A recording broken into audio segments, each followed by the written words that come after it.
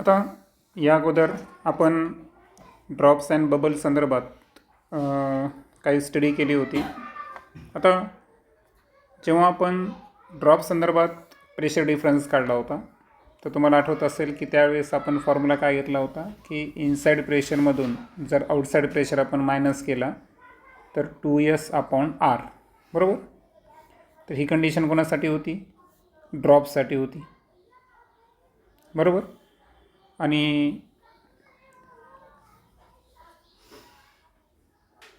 इथे एक अजून लक्षात ठेवा तुम्ही की ही कंडिशन फक्त ड्रॉपसाठी नाही आहे.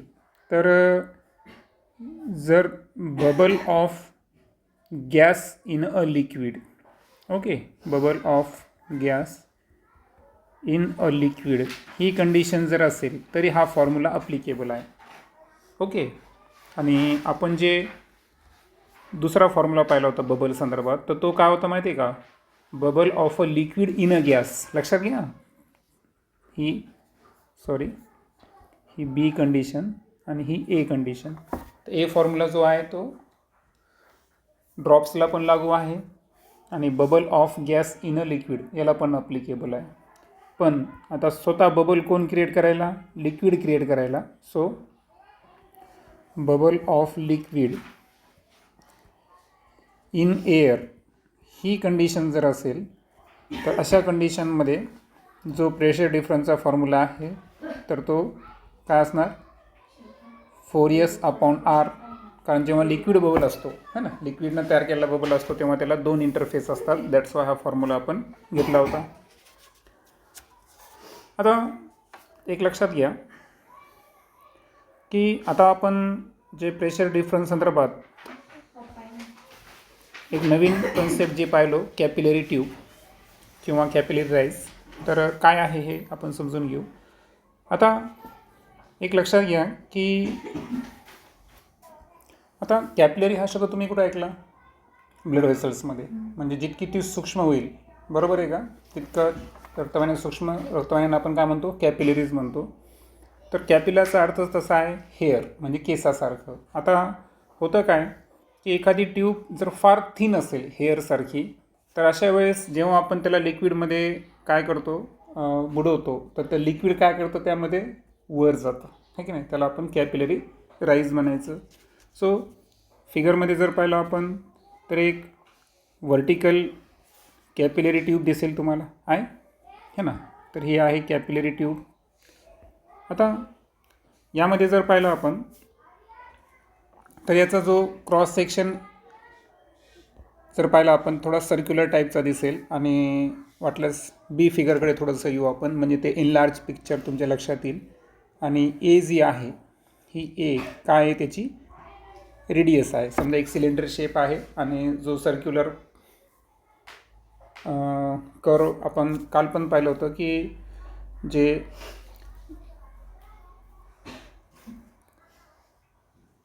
प्रेशर डिफरन्स आपण जे स्टडी केला होता तो कर्व लिक्विड एअर इंटरफरन्स पाहिला होता आपण, है की नाही, जेव्हा लिक्विड स्प्रेड झालेला असतो तेव्हा. सो आता होतं काय की आपण एक व्हर्टिकल कॅपिलरी ट्यूब घेतली. क्रॉस सेक्शनल एरिया आहे, एरिया आपल्याला दिलेली नाही पण त्याची रेडियस आपल्याला स्मॉल ए कन्सिडर करायची आहे. आणि हे आपण इन्सर्ट केले एक ओपन व्हेसलमध्ये. आणि ज्या अशा व्हेसलमध्ये की ज्या व्हेसलमध्ये काय प्लेस केलेलं आहे? वॉटर प्लेस केलेला आहे. आता ओव्हरऑल जर पाहिलं आपण तर जो कॉन्टॅक्ट अँगल आहे वॉटर आणि ग्लास, ओके, सो हा अँगल आपल्याला दिलेला आहे थीटा. ओके. सो हा अँगल जो आहे हा अँगल ॲक्यूट अँगल आहे. आणि आपण पाहिलं होतं की ॲक्यूट अँगलला काय होतं? स्प्रेड होतं है ना, ड्रॉपचं फॉर्मेशन होत नाही. सो इथं थीटा जो आहे तो ॲक्यूट अँगल आहे. किंवा इथं वरती पण तुम्ही पाहू शकता इथं थीटा दाखवलेला आहे. आता आकृती पाहिल्याबरोबर तुमच्या लक्षात येईल की इथं जो सरफेस आहे हा the surface of water in the capillary हे कोणत्या टाईपचं दिसतं तुम्हाला? कॉन्केव्ह टाईपचं दिसतं. Okay. So it is a concave. मग आता कॉन्केव्ह आहे याचा अर्थ काय आहे की त्या ठिकाणी एक प्रेशर डिफरन्स तयार झालेला आहे, okay, between the two sides of the top surface. तर टॉप सरफेसच्या ज्या दोन साईड्स आहेत तर यांच्यामध्ये काय निर्माण झालेलं आहे, एक प्रेशर डिफरन्स निर्माण झालेला आहे. आता हे प्रेशर डिफरन्स आपल्याला कॅपिलरी ट्यूब संदर्भात समजून घ्यायचा असेल तर तोच फॉर्म्युला आपण विचारात घेणार अगोदर. तर काय होता फॉर्म्युला आपला, inside pressure minus outside pressure is equal to 2S/R, बरोबर. आता होतं काय की इथं जी रेडियस आपल्याला विचारात घ्यायची आहे तर रेडियस आपल्याला दिलेली नाही, बरोबर आहे का. मग आता तुम्ही जर इथं राईट अँगल क्रिएट केला, okay, so right angle create केल्यावर काय झालं बरं की आरची व्हॅल्यू नाही, आर तर हायपोटेनस आहे, मग एची व्हॅल्यू काढायची असेल आपल्याला. तर तुम्हाला माहीत आहे की जेव्हा आपली एक ट्रॅग्नोमेट्री आहे, कोणती आहे, सेक थीटा, बरोबर. सो सेक थीटाचा जो फॉर्म्युला आहे तो काय आहे, हायपोटेनस अपॉन ॲडजेसंट है ना. सो सेक थीटा जर अशा केसमध्ये घेतला आपण तर हायपोटेनस आहे आर आणि डिवायडेड बाय ए. आणि सो या केसमध्ये आरची व्हॅल्यू जी आहे ती काय होऊन जाते, R is equal to A sec theta, correct. So आता आपण काय करणार की 2Sला 2S लिहिणार आणि आरच्या ऐवजी ए सेक थीटा असं लिहिणार. आता आपल्याला माहीत आहे की सेक थीटा जे आहे त्याचं रेसिप्रोकल कोण असतो या ठिकाणी, कॉस थीटा. आता हे का विचारात घ्यालो, कारण सेक थीटा डिनोमिनेटरमध्ये होता. सो या ठिकाणी प्रेशर डिफरन्सचा फॉर्म्युला काय असेल, 2S/A इंटू कॉस थीटा. म्हणजे कॉस थीटा आपण कुठे घेतला, आता न्यूमरेटरमध्ये घेतला, ओके. सो हा आला प्रेशर डिफरन्स संदर्भात फॉर्म्युला. त्याला आपण इक्वेशन नंबर 1 कन्सिडर करू. आता एक लक्षात घ्या की आपल्याला दोन हे जे आहे ना, सपोज हा आहे, हा जो बाउंड्री दिसते तुम्हाला त्याला आपण काय म्हणू माहिती आहे का, it is a meniscus. So meniscus म्हणजे काय की लिक्विड आणि एअर याचा इंटरफेस येतो, बरोबर. आता या पॉईंटला काय होतं की जे प्रेशर इनसाइड द ट्यूब आहे, okay, so pressure of the water inside the tube is less than, हा प्रेशर कुणापेक्षा लेस आहे, ॲटमॉस्फेरिक प्रेशरपेक्षा लेस आहे. आणि सो हा डिफरन्स जर आपल्याला भरून काढायचा असेल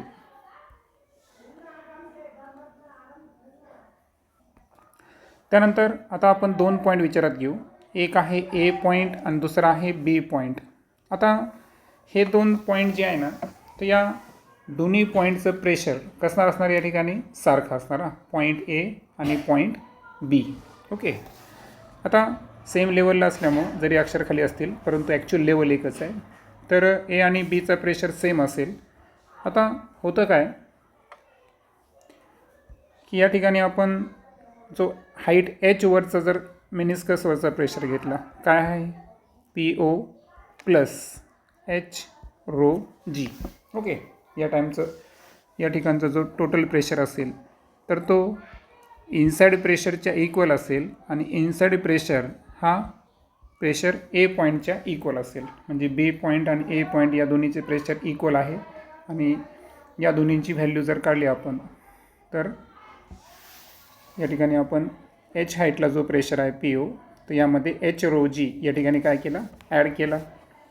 आता इथं जी रो आहे ती आहे डेन्सिटी ऑफ वॉटर आणि एच जी आहे ती आहे हाईट ऑफ कॅपिलरी राईज.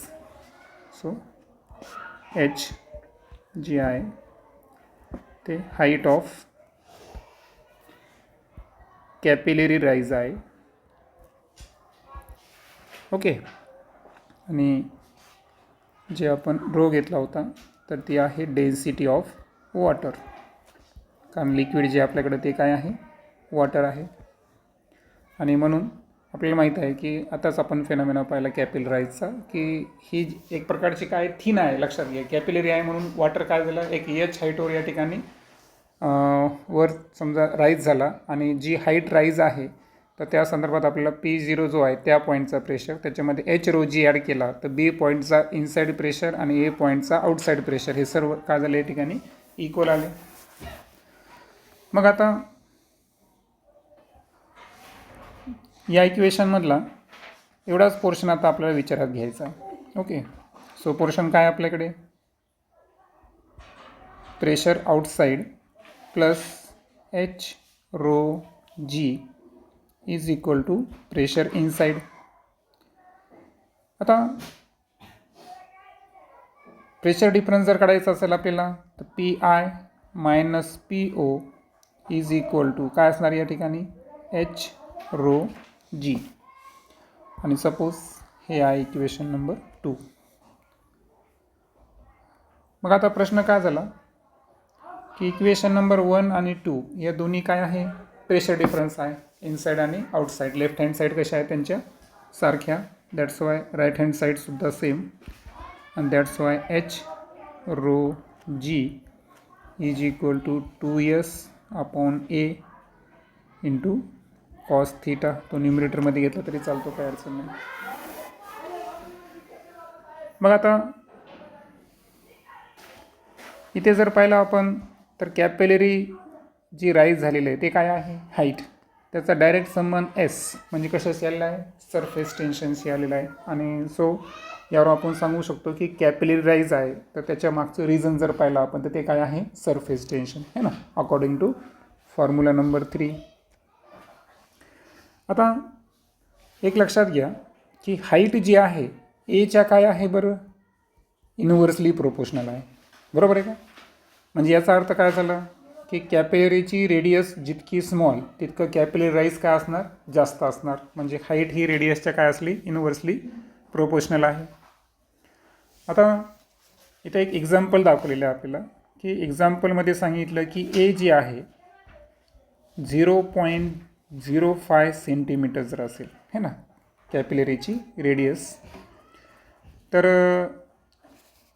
आता आपल्याला काय करायचं आहे तर या केसमध्ये एक एक्झाम्पल दिलं समजा आपण म्हणू, तर या केसमध्ये आपल्याला कॅपिलरी राईज म्हणजे हाईटची व्हॅल्यू काय करायची आहे, कॅल्क्युलेट करायची आहे. मग आता मला सांगा वरचा जो फॉर्म्युला आहे तो फॉर्म्युला काय करला ना आपल्याला, h इज इक्वल टू काय होणार की 2s. आता इथे एक लक्षात घ्या की कॉस थीटा जो आहे तो आपल्याला निग्लेक्ट करायचा आहे तो. So 2s cos theta neglect केलं तर डिनोमिनेटरमध्ये काय येईल या ठिकाणी ρGA.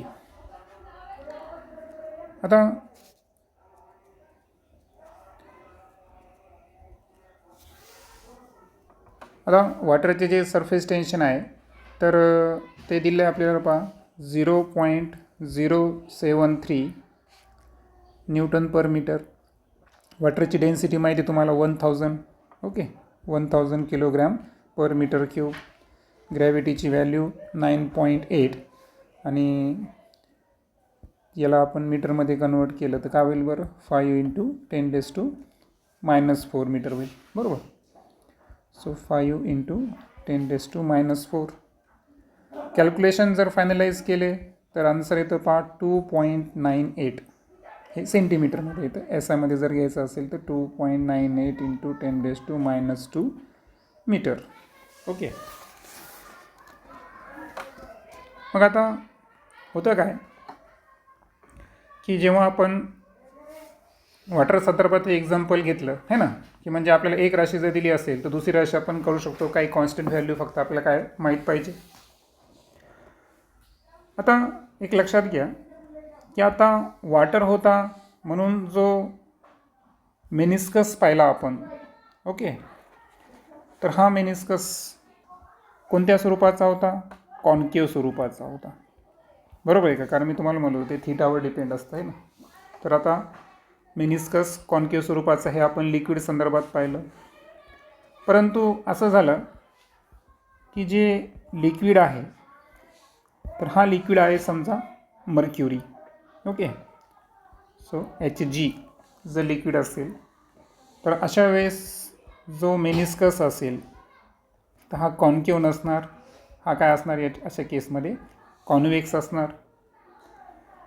मग आता अशा केसमध्ये काय होतं की कॉसनं तुम्हाला माहिती आहे 90च्या अबोव जर गेला तर त्यावेळेस व्हॅल्यू काय होऊन जाते, निगेटिव्ह, ठीक नाही. सो आता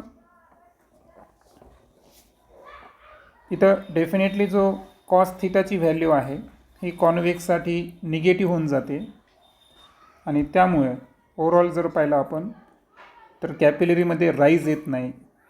तर कॅपिलरीमध्ये काय येतं, लिक्विड जे आहे तर हे लिक्विड काय होतं, लोअर इन द कॅपिलरी. आलं लक्षात. म्हणजे हे मेनिस्कसवर डिपेंड आहे, त्या सबस्टन्सवर डिपेंड आहे. सबस्टन्स वॉटर होता, मेनिस्कस कसा होता, कॉन्केव्ह होता, म्हणून कॅपिलरी काय झालं, राईज. त्याच्याऐवजी जर आपण मर्क्युरीसारखा लिक्विड वापरला तर मेनिस्कस कॉन्व्हेक्स होतो, कॉस थिटा बिकम निगेटिव्ह आणि त्यानंतर कॅपिलरी जी आहे त्यामध्ये लिक्विड आणखीन लोअर लेवलला जातं. हे इथे लक्षात ठेवायचं. आता नेक्स्ट प्रॉब्लेममध्ये जर पाहिलं आपण तर पहा, lower end of capillary tube of diameter किती आहे, 2 मिलीमीटर, इज डीप, त्याला बुडवलं आपण कशामध्ये, 8 centimetre below the surface of water. Okay, 8 centimetre. तर अशा वेळेस what is the pressure required in the tube in order to blow a hemispherical bubble at its end in water. आणि आपल्याला अशा pressure calculate करायचं आहे की ज्यामुळं वॉटर जिथं एंड व्हायला त्या ठिकाणी कोणते बबल्स तयार व्हायला पाहिजे, हेमिस्पेरिकल. ओके. मग आता यामध्ये वॉटरचं जे सरफेस टेन्शन आहे ते दिलेलं आहे, जे आता आपण यूज केलं तुम्हाला म्हणून ती कॉन्स्टंट व्हॅल्यू ती इथून घेतलेली आहे. त्यानंतर 1 ATM किती पास्कल असतात ते दिलेलं आहे, वॉटरची डेन्सिटी आणि ग्रॅव्हिटी हे सगळं दिलेलं आहे आणि आपल्याला एक्सेस प्रेशरसुद्धा काय करायचं आहे, कॅल्क्युलेट करायचं आहे. आता एक गोष्ट मी पुन्हा एकदा रिपीट करतो की आता इथं बबल जे तयार व्हायलेत है ना या संदर्भात, तर जे एक्सेस प्रेशर आहे, आता एक्सेस प्रेशर म्हणजे काय बरं, एक्सेस प्रेशर म्हणजेच काय, PI मायनस PO, बरोबर ना. तर एक्सेस प्रेशर जो आहे ना, तर आपल्याला बबल जो आहे हा कशाचा घ्यायचा आहे, बबल ऑफ गॅस है ना. आणि मी तुम्हाला म्हणतो bubble of gas in a liquid जर असेल तर फॉर्म्युला काय घेतो आपण, 2S/R, बरोबर. ज्यामध्ये S जो आहे हा लिक्विड गॅसचा इंटरफेस असतो. आणि लक्षात ठेवायचं आहे की अशा केसमध्ये फक्त एकच लिक्विड सरफेस असतो, बबल ऑफ गॅस है ना. आणि जी सेकंड केस जी मी पुन्हा एकदा रिपीट करायलो की बबल जर कशाचा असेल, लिक्विडचा असेल इन अ गॅस, बरोबर. अशा वेळेस एक्सेस प्रेशर अर्थातच प्रेशर डिफरन्स जो आहे त्याची व्हॅल्यू काय घेतो आपण, 4S/R घेत असतो. आता सपोज असं आत्तापर्यंत आपण तेच कन्सिडर केलं आहे आणि पुन्हा एकदा वाटल्यास रेफरन्ससाठी लिहितो मी की जी बबलची रेडियस आहे ते काय आहे, R आहे. त्यानंतर जे आउटसाईड प्रेशर आहे PO, okay, bubble of liquid संदर्भात, तर ते काढायचं असेल तर हे काय होतं माहिती आहे का की यामध्ये आपल्याला ॲटमॉस्फेरिक प्रेशर जो आहे PA, तर यामध्ये आपल्याला काय करायचं आहे की वॉटर कॉलमचा जो प्रेशर आहे तो सुद्धा ॲड करावा लागतो. आणि वॉटर कॉलमचा जो प्रेशर आहे त्याचं फॉर्म्युला काय आहे, ρGH. ओके. सो ओव्हरऑल काय झालं की जे बबलच्या आउटसाईड प्रेशर आहे तो कॅल्क्युलेट करायचा असेल तर ॲटमॉस्फेरिक प्रेशरमध्ये आपण जो प्रेशर आता तुम्हाला माहिती आहे वॉटर कॉलम 8 सेंटीमीटर डीप आहे ना, तर त्या वॉटर कॉलमचा आपण काय असणार, प्रेशर असणार. तो प्रेशर आपल्याला त्याच्यामध्ये ॲड करायचा ॲटमॉस्फेरिक प्रेशरमध्ये. त्या दोघाला बॅलेन्स कोण करतो, आउटसाईड प्रेशर करतो. मग आता व्हॅल्यूज पुटअप करत असताना आपण काय करणार, PO is equal to atmospheric pressure जे आहे ते आहे 1.01 × 10⁵ पास्कल प्लस अगोदर काय आहे, डेन्सिटी है ना. डेन्सिटी किती आपल्याकडं 10⁻³ ग्रॅव्हिटी जी आहे ती आहे 9.8 आणि हाईट जी आहे तर अर्थातच वॉटर कॉलमची डेप्थ ती 8 सेंटीमीटर आहे. त्याला मीटरमध्ये घेताना आपल्याला 0.08 कॅल्क्युलेट करावं लागेल.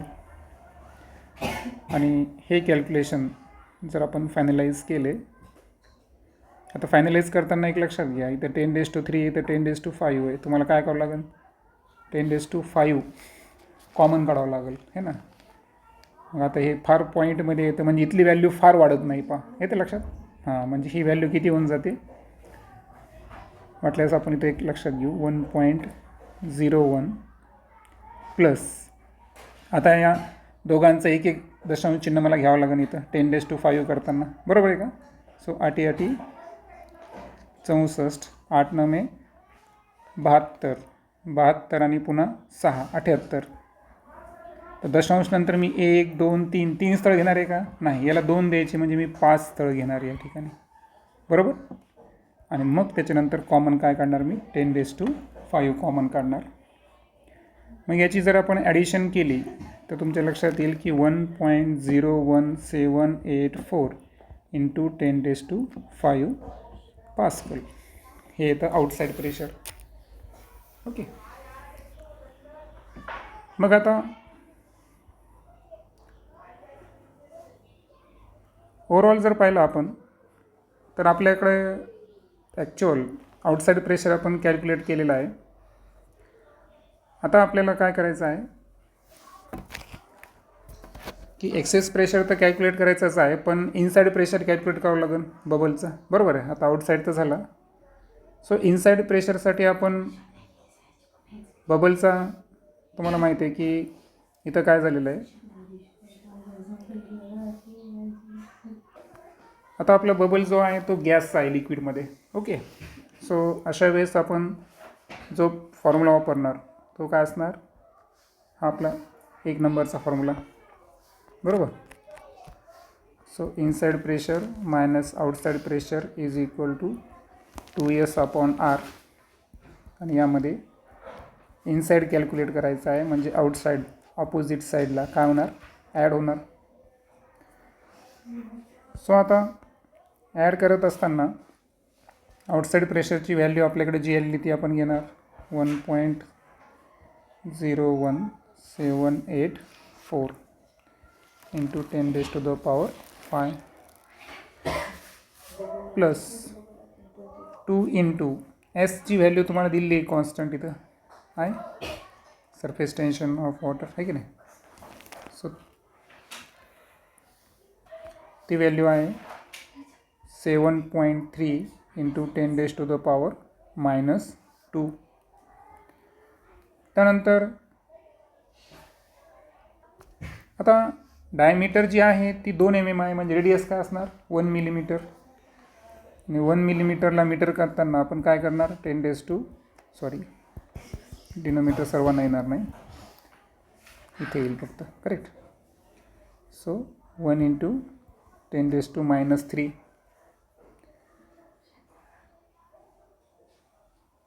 मग आता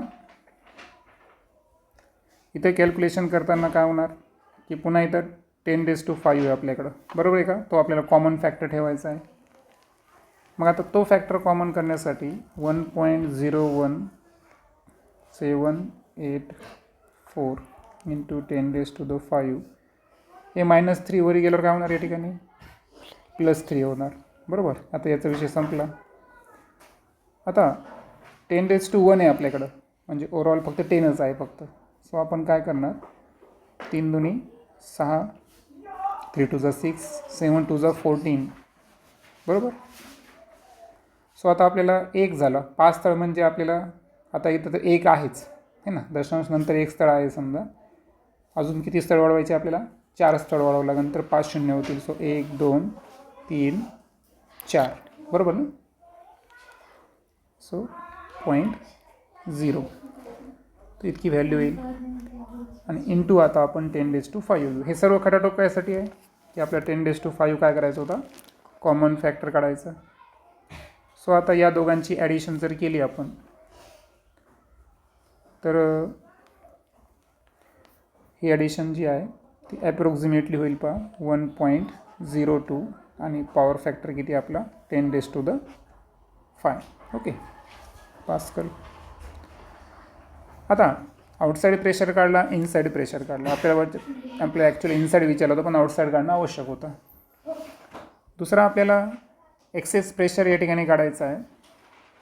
आता एक्सेस प्रेशरचा फॉर्म्युलाच आपल्याकडे दिलेला आहे की 2S/R ची व्हॅल्यू घ्या तुम्ही, बरोबर आहे का. म्हणजे याचा अर्थ इथं जे आपण आन्सर काढलं होतं हा ॲक्च्युअल काय आहे, एक्सेस प्रेशर आहे, बरोबर आहे का.